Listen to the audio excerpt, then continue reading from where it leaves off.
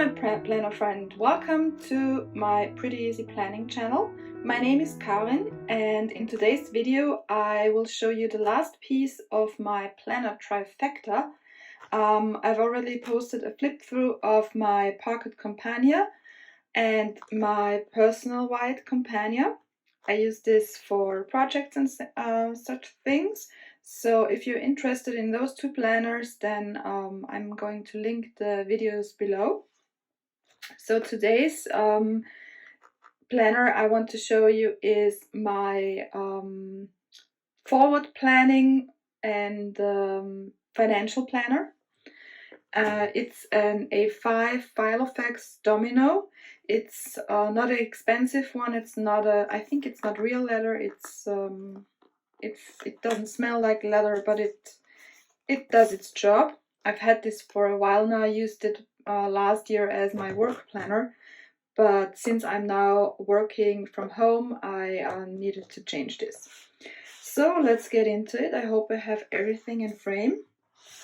So once I open it up, I have my pencil and gel pen from Simply Gilded in here.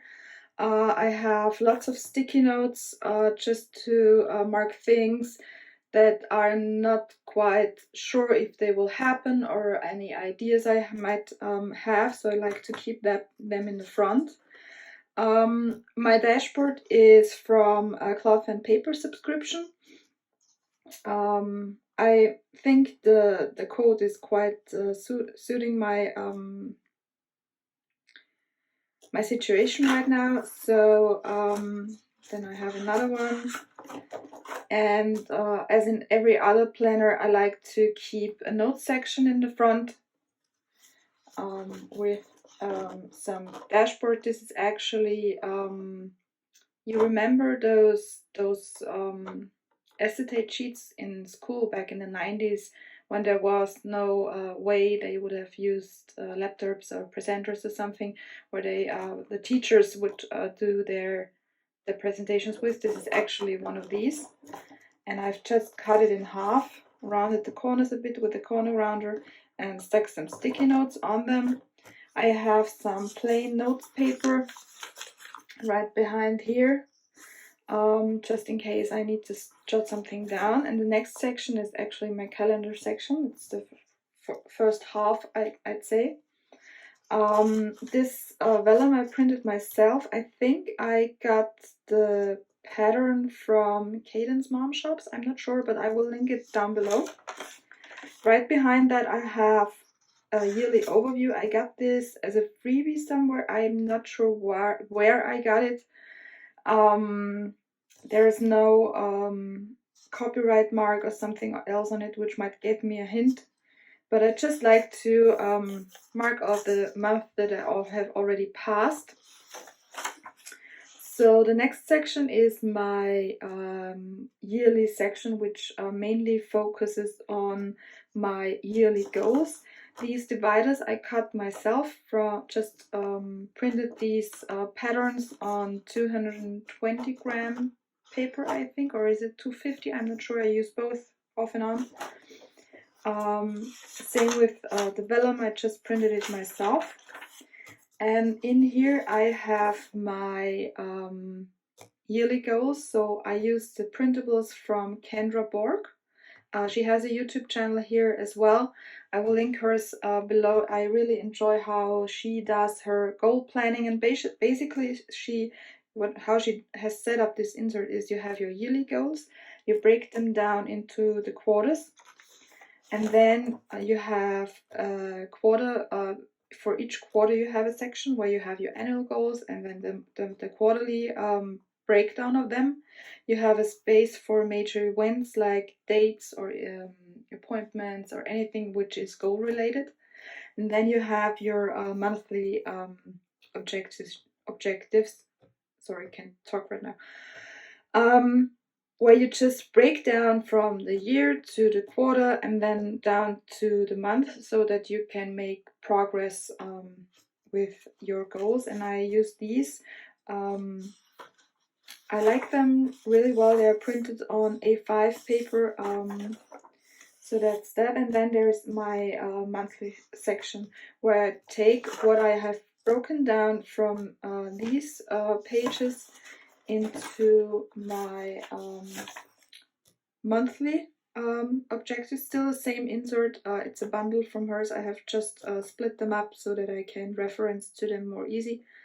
We have the quarterly and the monthly objectives, and then I sit down on my monthly review sitting and break down what I want to get accomplished for each of my 5 main goals I'm currently working on during the month. So I have filled out once I started to use them in April. I was just switching sizes back then, so I can show you those. So I have the whole year in here, and then where is it? I need to make a new divider for that. I have the month on 2 pages with lines, inserts from Marcia Bramucci in here, and this is where I do my forward planning. So from this insert, then I know what are the objectives I want to work on each week. So I break down the tasks of them on each day. So and this is where my other things come in. Let me show you April. So what I do there is I put in all my bills, I put in all my appointments I know, because appointments take time, and when I'm in a meeting or something, I cannot work on any other things. So I have kind of a weekly routine. I'm trying to figure it out right now. So for example, I know that on Monday I send out my Coffee Monday newsletter to my newsletter subscribers. By the way, you should subscribe to it, because I include lots of information about what's happening in the planner community, what is new, what worked for me, what didn't work, what did I try, some DIY stuff, and oh yeah, and sales and coupon info, of course.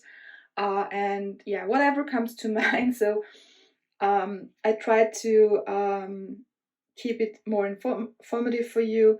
So I know that this newsletter needs to be sent out Monday morning. So I know that I need to finish it and schedule for sending somewhere at the end of the week. So I have my Prep Monday newsletter task usually on Friday. So then I use some auto scheduler for my Instagram posts and stories, so that I get to keep consistent. And I like to schedule that out on Fridays as well. So, and this gives me kind of an overview of how I can fit in all my other things, like chores and appointments and things I want to get done or need to get done during the month. And I have also some birthdays on here and other stuff. So this is kind of my weekly to monthly forward planning. And every week I would then sit down and take what's in here and combine it with other things that I need to get done, like running errands and such, and then this comes into my daily planner. So the next section I have in here is contacts, where I just keep any business related contacts I might need, or not on the regular basis, because the ones that I need on the regular basis, they're in my phone. I have some sheets for company cards or business cards in here, so they're still empty now. And the second half of my planner is my finance section. So what I have in here is another one, and I have 2 main sections. One it's home and one it's personal. So for the home section, I just have an overview about the bigger bills that we have, so that the ones that we need to save a little bit, so that we are able to pay them on time. I have the bills tracker for our monthly bills, and I have a subscription tracker for all our home subscriptions like Disney and Netflix and this kind of stuff. And then I have, for each month, I have a monthly budget where I just do back, not like back budgeting, not back planning, but back budgeting, where I just go into our account because we pay all the home things with either the credit card or our debit card.